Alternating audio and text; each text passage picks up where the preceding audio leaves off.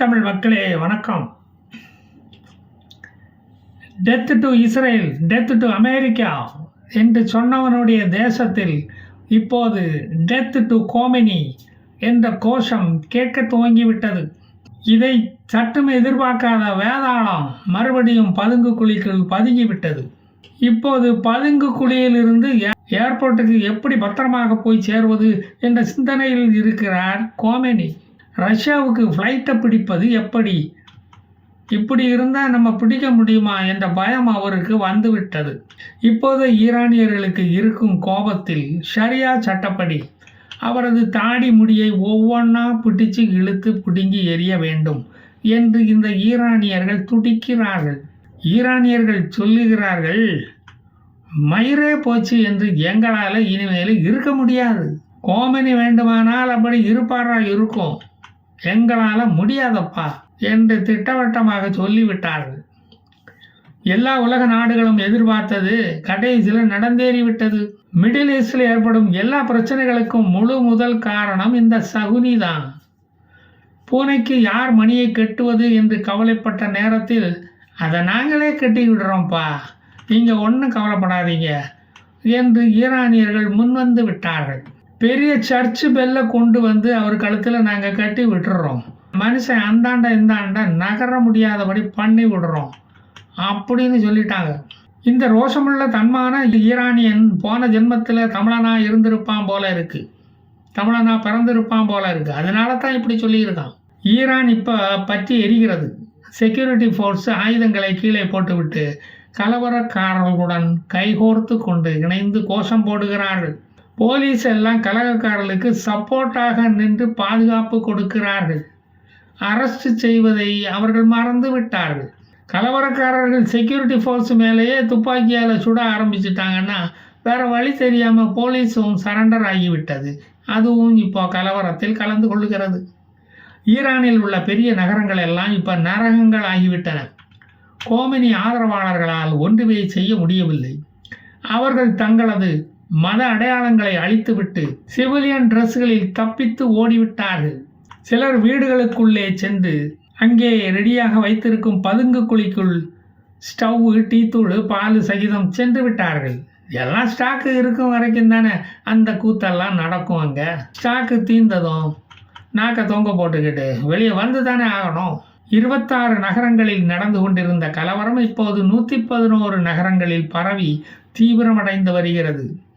அநேகமாக எல்லா ஈரானிய நகரங்களும் தீப்பற்றி எரிகிறது. கோமெனிக்கு உண்மையான ஆதரவு எவ்வளவு என்பது இப்போ வெளிப்பட்டு விட்டது.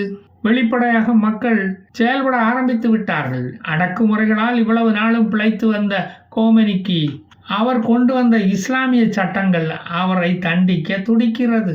ரோட்டில் கிடக்கும் கற்களை பார்த்தாலே அவருக்கு இஸ்லாமிய சட்டம் ஞாபகத்துக்கு வந்து சோறு தண்ணி இறங்க மாட்டேங்குது. அல்ல இருந்தாலும் இவ்வளவு கடுமையான சட்டங்களை எல்லாம் எழுதியிருக்கக்கூடாது.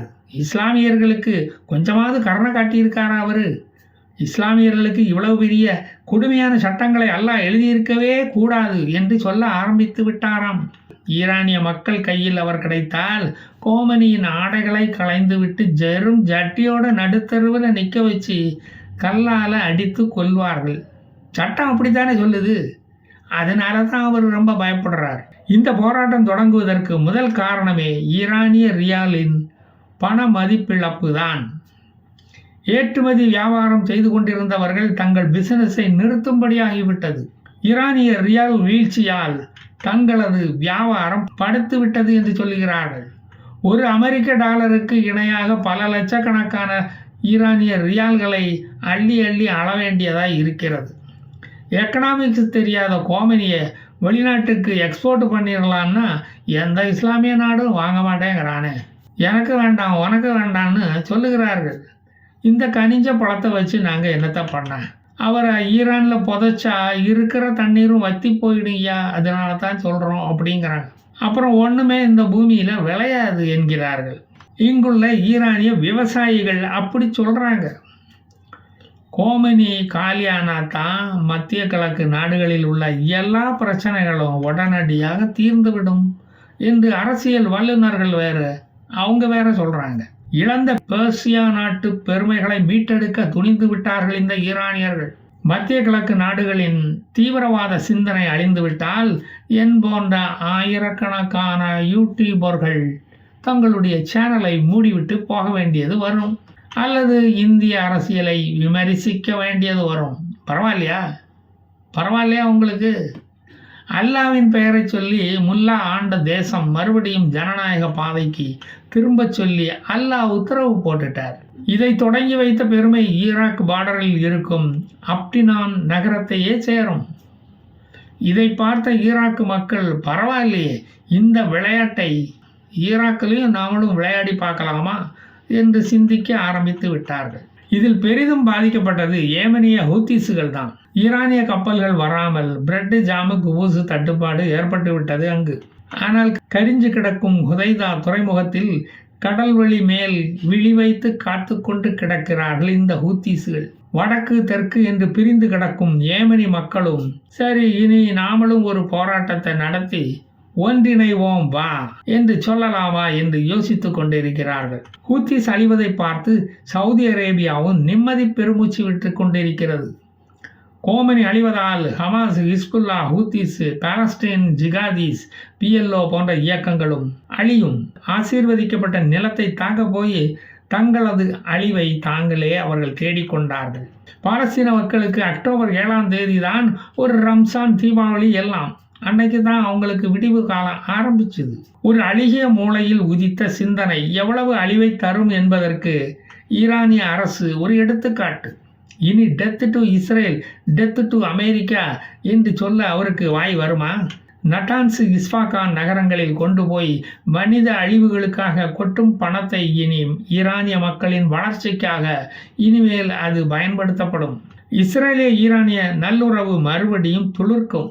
அதையே தேசப்பற்றுள்ள ஈரானியர்கள் ரொம்பவும் விரும்புகிறார்கள். தீய சக்திகளை அழிவதை பார்த்து உலக நாடுகள் நிம்மதி அடைகின்றன.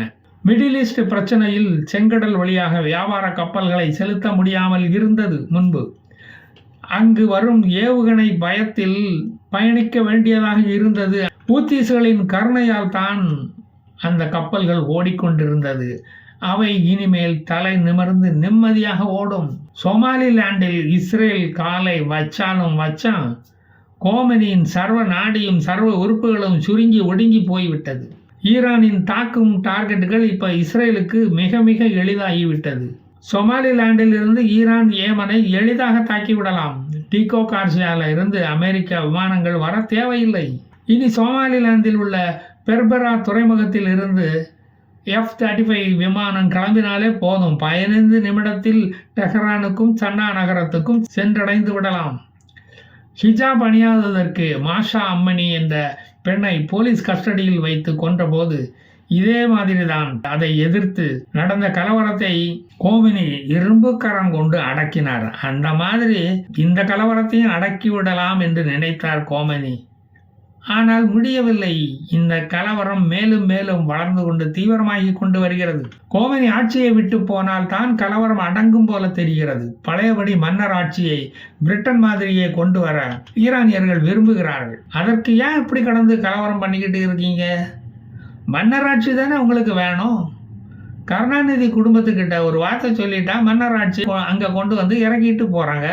அதுக்காக இப்படி பஸ்ஸு, ஜீப்பு, காரு, பொது சொத்துக்களை தீய வச்சு கொளுத்திக்கிட்டு எரிக்கணுமா? அதெல்லாம் மன்னர் ஊழலில் சிக்கி கோர்ட்டு தண்டிக்கும் போது தான் நடத்தணும், தெரியுமா? ரூல்ஸு தெரியாமல் போராட்டம் நடத்தக்கூடாதப்பா. மீறி நடத்தினா இப்படித்தான் சீரழிய வேண்டியது வரும். மன்னன் குற்றவாளி என்று கோர்ட்டு சொன்னாதான் பொது சொத்து மேலே கையை வைக்கணும். இல்லைன்னா பொது சொத்தை இஷ்டம் போல அனுபவிக்கணும். ஆத்து மண்ணை அள்ளி விற்கணும். இது தெரியாமல் நீ அரசியலில் இருந்து நாட்டுக்கு என்னத்தை பெருசாக கிழிச்சிட போகிற? உன் வீட்டுக்கு தான் அதனால் என்ன லாபம்? அதனால் மக்களை தூண்டிவிட தெரிஞ்ச உனக்கு இந்த உண்மை தெரியலையாப்பா. நீ நிறைய விஷயங்களை கற்றுக்க வேண்டியது உள்ளது. பேசாமல் சன்ஷைன் பள்ளிக்கூடத்தில் வந்து டொனேஷனை அள்ளி கொடுத்து அட்மிஷனை போட்டுட்டு போ. ஹிந்தி, ஆங்கிலம், தெலுங்கு எல்லாம் கற்றுக்கிட்டு முன்னேற வழியை பாருப்பா. தமிழை மட்டும் மறந்து கூட இங்கே வந்து கற்றுக்கக்கூடாது, பேசிவிடாத. கற்றுக்கிட ஆசைப்படாத, பேசிட்டா ஃபைன் பணம் கட்ட வேண்டியது வரும். ஃபைன் கட்டா பணம் வச்சுருந்தா நீ தமிழில் தாராளமாக பேசு. நானும் ஒரு தமிழன் என்று அங்கே தலை நிமிர்ந்து போய் தலையை காட்டு. மன்னராட்சியை விரும்புகிறேன் என்கிறாயே, நீ மாமன்னன் படம் பார்த்தியா? பண்ணி வளர்ப்பது எப்படி என்று தெரிஞ்சுக்கிட்டயா இல்லையா? இதெல்லாம் தெரியாமல் மன்னராட்சிக்கு நீ ஆசைப்படலாமா? அடிப்படையே தெரியாமல் அரிச்சுவடு எழுத வரலாமா? பிறகு சுவடு இல்லாமல் அழிந்து தான் போவாய், கோமணி அழிஞ்ச மாதிரி. நான் சொன்ன கேளு, இல்லைன்னா உன் டோக்கனை வாங்கிக்கிட்டு இங்கேருந்து கிளம்பு. வரட்டா? ஜெய் ஹிந்த்.